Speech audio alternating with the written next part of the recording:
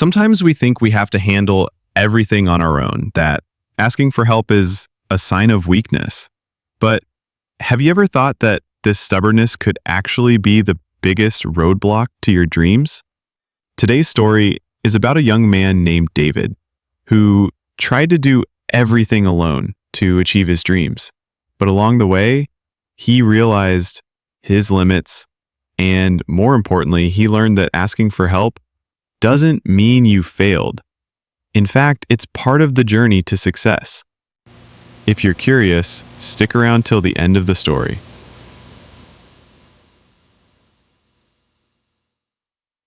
Once upon a time, in a small village surrounded by green fields and rocky roads, lived a young man named David. Most people in the village were farmers. Life there was peaceful, but full of challenges. David, 23 years old, worked as a carpenter. He had learned the craft from his late father. He owned a small shop in the village, but the roof was falling apart every day. David worked alone, building chairs, fixing old tables, and dealing with customers who always tried to bargain down his prices.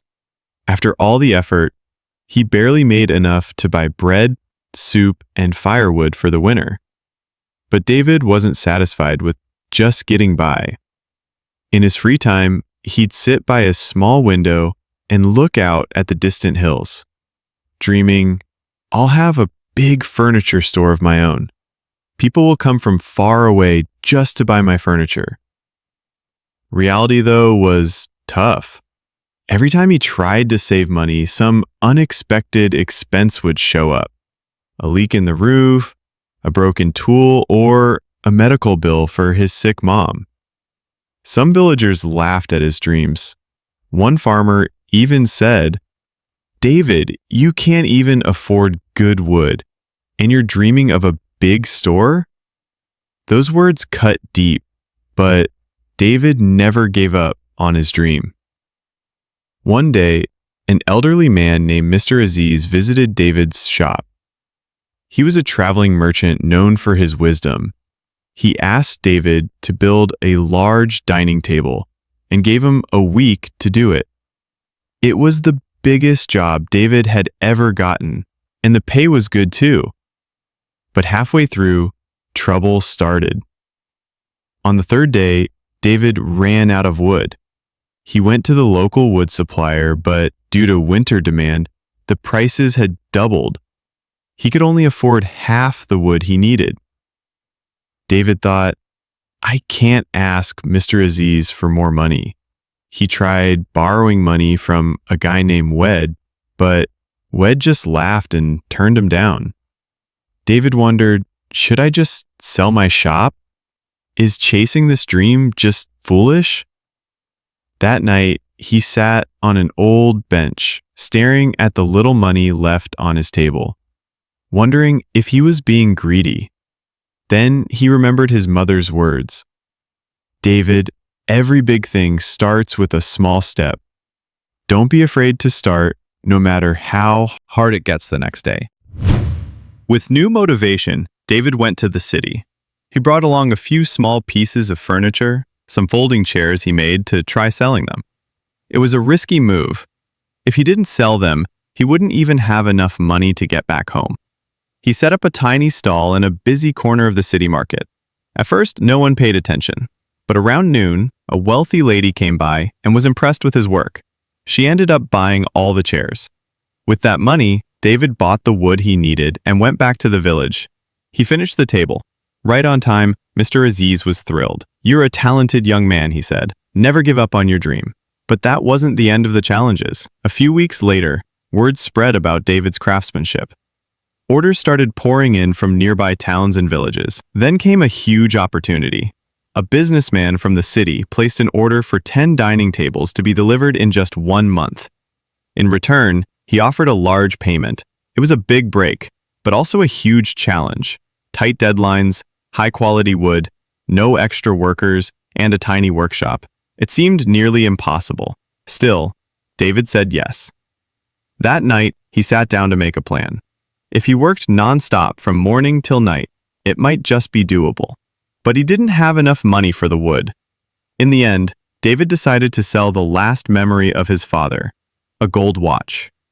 It had deep sentimental value. As he stood in the jewelry shop selling it, tears welled up in his eyes. But he knew it was just one more step. And sometimes you have to take risks to achieve something big. With the money, he bought the best wood and worked day and night. He often skipped meals and barely slept. His hands were cracked, his head ached, but he didn't stop. Villagers said, "David, take a break, you'll get sick." But he didn't listen. In the final week, one of the tables kept breaking because of a flaw in the wood. That's when his mom walked into the shop and saw David sitting with his head down. She said softly, "Son, take a rest. Life isn't just about chasing dreams. You have to take care of yourself too." Through tears, David replied, "I just want to prove that I can do this." "Don't worry, Mom. We're going to come out of this poverty soon." She placed a hand on his shoulder and said, "You've already proven a lot. Your hard work, your patience. But remember, if your health breaks down, all this success will mean nothing." David sat in silence. Then he said quietly, "You're right, Mom. But I have to finish this job. If I do, it'll bring me so much closer to my dream. People will recognize me, and I'll earn a great reputation." She smiled and said, "I know how much your dream means to you. But let me tell you something.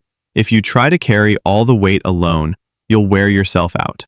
Life isn't meant to be lived alone. Asking for help isn't weakness, it's smart. If you just ask your friends or neighbors for a little help, they won't say no. In fact, they'll be proud to stand by you." Those words hit David deep the next day. For the first time, David asked the villagers for help, and they all came forward together. They finished the work. The rich businessman was extremely happy and paid him just like he promised. With that money, David expanded his shop, bought new tools, and even hired a few young men from the village to work with him. But the biggest thing he gained was the lesson that achieving your dream takes more than just hard work. Sometimes it takes asking for help. And that's how you find balance in life. Did you enjoy the story? Let us know in the comments. If you want to hear more inspiring stories like this, don't forget to subscribe. Thanks for watching, and we'll see you in the next